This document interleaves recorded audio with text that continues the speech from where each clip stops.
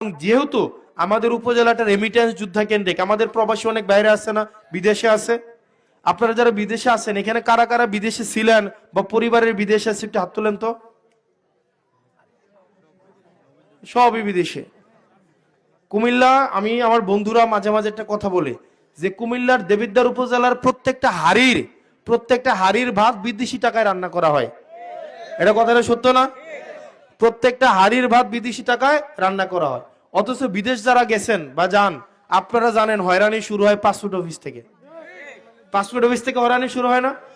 পোলার বয়স 12, এটা 22 বছর বানায় পাসপোর্ট করে কিনা পরে বিদেশ থেকে মাইর খেয়ে আইলে কয় বয়সটা একটু কমন যাবনি। এরকম অভিজ্ঞতা আছে না?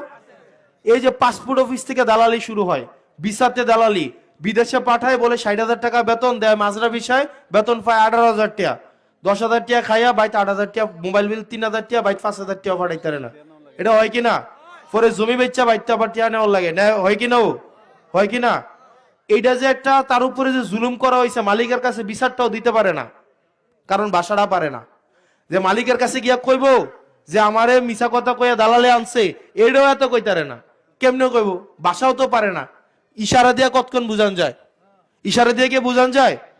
আবার ইন্ডিয়ান একটা শ্রমিক এখানে যারা আছেন, সে কাজ করে যত টাকা বেতন পায়, বাংলাদেশ একটা শ্রমিক একই কাজ করে আর অর্ধেক বেতন পায়। ঠিক কিনা? এই যে এই সমস্যাগুলা কিন্তু আমাদের দেশে অনেক দিন ধরে এই সমস্যাগুলো চলছে। এগুলোর কিন্তু সমস্যার সমাধান হচ্ছে না। আমি আপনাদেরকে কথা দিচ্ছি, নির্বাচিত হই বা না হই, আমি দেবিদ্বারের, যেহেতু আমার বাবা রেমিটেন্স যোদ্ধা, আমি একটা রেমিটেন্স যোদ্ধার ফ্যামিলিতে বড় হয়েছি। আমার বাপ চাচারা বিদেশের টাকা বাংলাদেশে আনছে, আমরা সেই টাকা দিয়ে পড়াশোনা করে আমরা বড় হয়েছি। তাদের প্রতি আমাদের একটা দায়বদ্ধতা আছে। আপনাদের ট্যাক্সের টাকায় আমরা ঢাকা ইউনিভার্সিটিতে পড়াশোনা করা বড় হয়েছি। ঢাকা ইউনিভার্সিটিতে আমাদের পিছনে সরকার প্রত্যেক বছর 1,30,000 টাকা দিত। কয় টাকা? এটা কিন্তু আপনাদের টাকা। এই টাকা কিন্তু এই আপনাদের মতো খেটে খাওয়া মানুষের টাকা।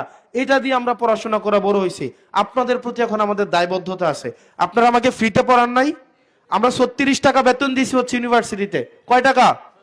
36 টাকা বেতন দিছি। ঢাকা শহরে হলে থাকছি আপনার মাসে মনে হয় 300 টাকা 400 টাকা ভাড়া দিছে। যারা ইউনিভার্সিটিতে পড়েন তারা বলতে পারবেন। আমরা 20 টাকা দিয়ে হচ্ছে আমরা দুপুর রাতের খাবার খাইছি। তো এই যে টাকাটা, বাকিটা কে দিছে? সরকার দিছে না? সরকার কার টাকা দিছে? এটা আপনাদের টাকা দিছে। আপনাদের টাকা দিয়েই তো আমরা পড়াশোনা করে বড় হয়েছি, নাকি? আপনাদের প্রতি আমাদের দায়বদ্ধতা আছে না? এই দায়বদ্ধতার জায়গা থেকে বলতে পারি, আমরা দেবিদ্বারে দুইটা জিনিস করব। এক, আমরা একটা বিদেশিদের রেমিটেন্স যোদ্ধাদের জন্য আমরা একটা ভাষার স্কুল খুলবো। ভাষার স্কুল, অর্থাৎ বিদেশে যাওয়ার আগেই যে যদি অ্যারাবিক কোনো কান্ট্রিতে যায়, সে যেন অন্তত কমিউনিকেশন স্কিলটা, সে তো আর ওখানে পিএইচডি করতে যাবে না, যাবে অন্তত যেন কথা বলাটা, আমার বেতনটা কত, আমার কাজটা কি, না বেতন এত, এটা হবে না, আরো বাড়াই দিতে হবে, এই কমিউনিকেশন স্কিলটা যেন সে দেশ থেকেই শিখে বিদেশে যাইতে পারে। সেজন্য আমরা দেবিদ্বারে একটা ল্যাঙ্গুয়েজ ইনস্টিটিউট খুলবো ইনশাআল্লাহ। এবং এই ইনস্টিটিউশনে আমরা অ্যারাবিক, স্প্যানিশ, জাপানিজ, আমাদের এখানে অনেক মানুষ আছে, জাপানে আছে না, ইংলিশ, এই বেসিক কমিউনিকেশন স্কিলের আমরা ল্যাঙ্গুয়েজ স্কিল ইনস্টিটিউশন খুলে দেব ইনশাআল্লাহ। 2 নম্বরে আমরা আরেকটা কাজ করব তাদের জন্য, সেটা হচ্ছে আপনার আমাদের দেশের বেশিরভাগ শ্রমিক যারা বিদেশে যায়, আপনারা ভালো বলতে পারবেন যেহেতু বিদেশ থেকে আসছেন, এখানে ওমানের অনেকে আছে, দুবাই আছে, সৌদি আরব আছে না অনেকের। আপনারা জানেন আমাদের দেশের বেশিরভাগ শ্রমিক হচ্ছে অদক্ষ। তারা যদি একটা লাইট ঠিক করতে পারে, একটা ফ্যান ঠিক করতে পারে, একটা ফ্রিজ ঠিক করতে পারে, একটা এসি ঠিক করতে পারে, তাইলেও তাদের বেতন অনেক বেশি বাইরে যায় কিনা? হয় কিনা? এই কারণে এই যে টেকনিক্যাল যে কাজগুলা, এগুলার জন্য আমরা একটা স্কিল ডেভেলপমেন্ট, আমরা একটা ইনস্টিটিউট খুলবো দেবিদ্বারে, যাতে করে তারা একটা ট্রেনিং নিয়ে যেন বিদেশে যাইতে পারে, তারা যেন প্রতারিত না হয়। ঠিক আছে? আমরা রেমিটেন্স যোদ্ধাদের জন্য আমাদের আরো পরিকল্পনা আছে। আমাদের প্রথম এবং প্রধান টার্গেট হচ্ছে দুর্নীতির বিরুদ্ধে জিরো টলারেন্স। আমরা দুর্নীতিকে কোনো প্রশ্রয় দিব না ইনশাআল্লাহ।